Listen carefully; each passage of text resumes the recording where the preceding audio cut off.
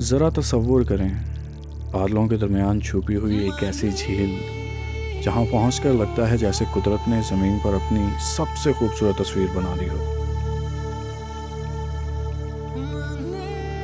यह है मोहर्रम झील, स्वात की वादियों में छुपा हुआ एक हैरत अंगेज़ कुदरती शाहकार। और मानसून में इसकी खूबसूरती कई गुना बढ़ जाती है। सरसब्ज पहाड़, आसमान को छूते बादल, हल्की हल्की बारिश, बहते हुए चश्मे और झील के शफाफ पानी में बनते कुदरत के दिलकश रक्स। हर मंजर आपको चंद लम्हों के लिए दुनिया भुला देता है।